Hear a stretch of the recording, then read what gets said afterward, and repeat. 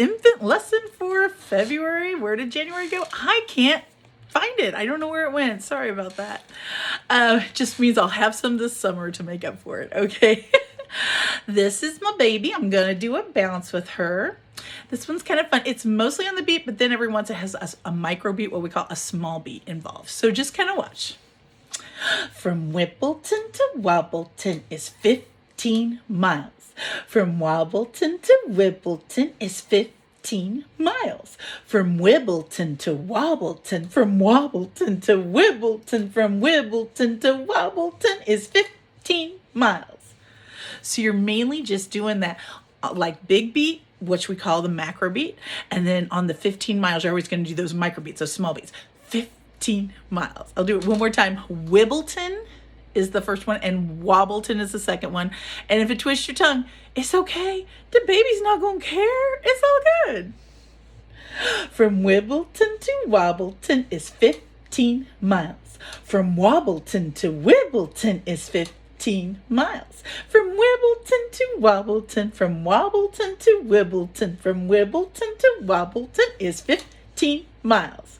And if you crack yourself up, a baby's probably going to crack up too. So enjoy it. This one is a fun tickle where you're going to tickle all the toes and hopefully we get some giggles out of this.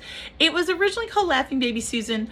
I'm going to do it like 3 times and I'm going to use 3 different names. I'll start with Susan, but I'll use some other names from some of my other classrooms just because it's fun to mix it up. You should use your baby's name every time. Never use somebody else's name. Always use your baby's name. Okay? So this is Laughing Baby Susan.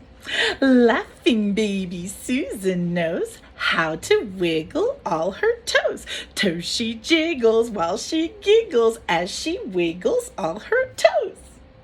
Laughing Baby Samir knows how to wiggle all his toes. Toes he jiggles as he wiggles all his toes. Laughing Baby Gianni knows how to wiggle all her toes. Toes she wiggles as she giggles as she wiggles all her toes. So your baby's name is fine and just tickle those toes and get them wiggling. My baby, of course, doesn't wiggle those toes because they're plastic, but your baby, you're going to wiggle them and you're just going to wiggle them as much as you possibly can, hopefully get them giggling and enjoying themselves. This is a fun tickle called Shear the Sheep. You're going to start with the hand and you can either, depending on how big your baby is, use your fingers or your whole hand to rub on the palm of the baby's hand, okay? Shear the sheep and trim the tree, but let the little lamb go free. Shear the sheep and trim the tree, but let the little lamb go free. Shear the sheep and trim the tree, but let the little lamb go free. Each time you're going to tickle them. You can tickle their belly, their ribs, under their neck, whichever place they like the best is usually what you should go for. But also switch it up so you surprise them. Okay, this one's called Soft Kitty, and it's supposed to be a tap. It's a little bit more of a rub, but that's okay with the little ones. I love it. So you're going to have that baby's hand probably open or open-ish, and you're going to rub it first, and then on a little ball of fur, you're going to ball it into a fist for the next part, okay? My baby doesn't do that, so you're going to have to use your imagination as you watch me, okay? Soft kitty, warm kitty, little ball of fur. Lazy kitty, pretty kitty, purr, purr, purr. Soft kitty, warm kitty, little ball of fur. Lazy kitty, pretty kitty, purr, purr, purr. So you can see I'm opening it back up on the first part when I do it more than one time. So I open it up gently and just stroke lightly, okay?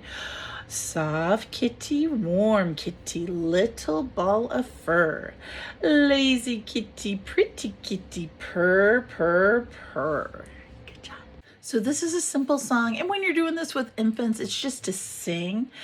But also, if you can whistle afterwards, it gives them a different sound sensation, which is always fun. So I'll do it once singing and then once whistling, and then I'll do that again, okay? Grandma Grunt said a curious thing. Boys can whistle, but girls must sing. That is what I heard her say. Was no longer than yesterday.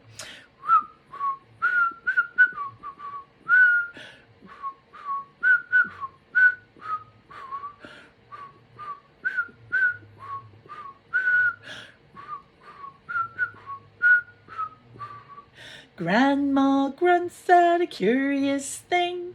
Boys can whistle, but girls must sing. That is what I heard her say. 'Twas no longer than yesterday.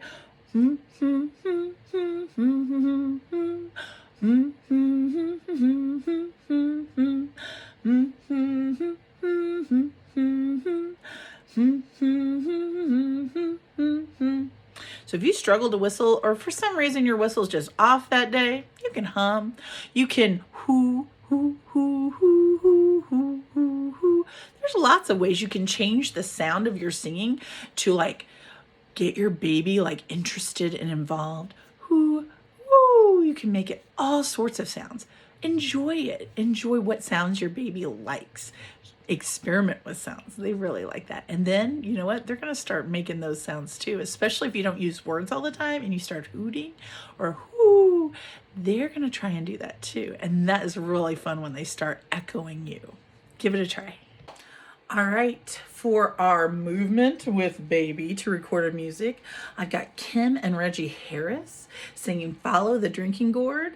And don't ever neglect to tell your babies about history and what happened and how people rose above and made awesome lives and how we're still doing it and we're still working towards it because it's important. All right, so, and I'll put this on. I mean, you can watch me dance around with this baby doll, but you can also just go to the link on Spotify and listen to this amazing song.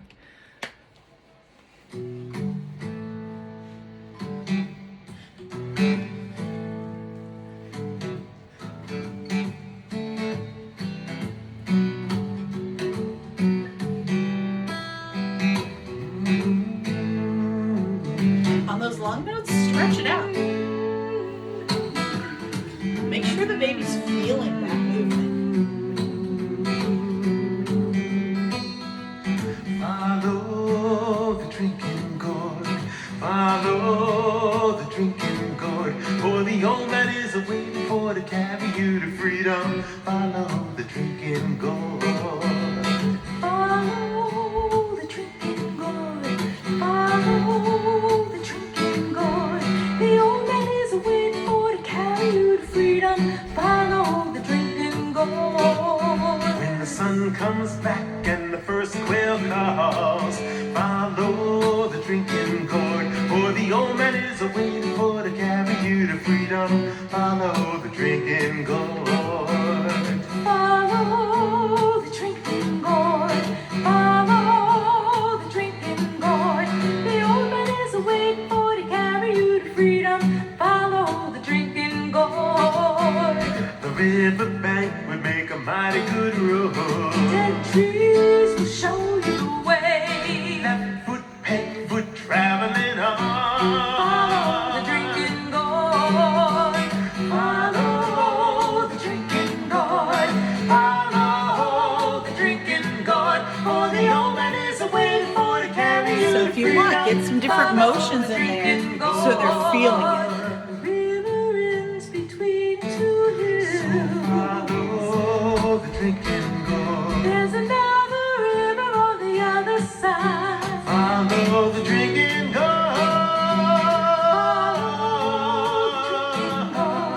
Follow the drinking gourd. For the old man is waiting for to carry you to freedom.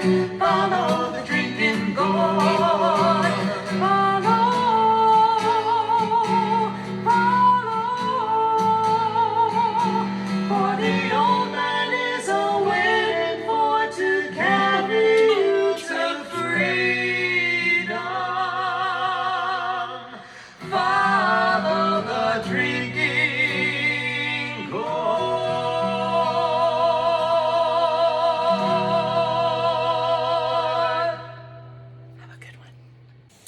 For a lullaby this month, we're gonna do Brahms Lullaby, and I'm gonna do it in German and in English.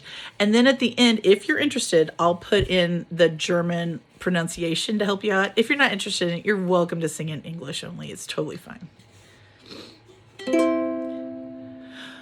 Guten Abend, gute Nacht, mit Rosen bedeckt, mit Näglein besteckt, schlüpf unter die Deckt, morgen früh, Wind Gott will, wirst du wieder geweckt.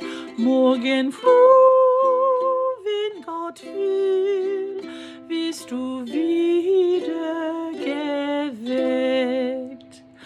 Lullaby and good night, with roses delight, with lilies bedecked, is baby's wee bed.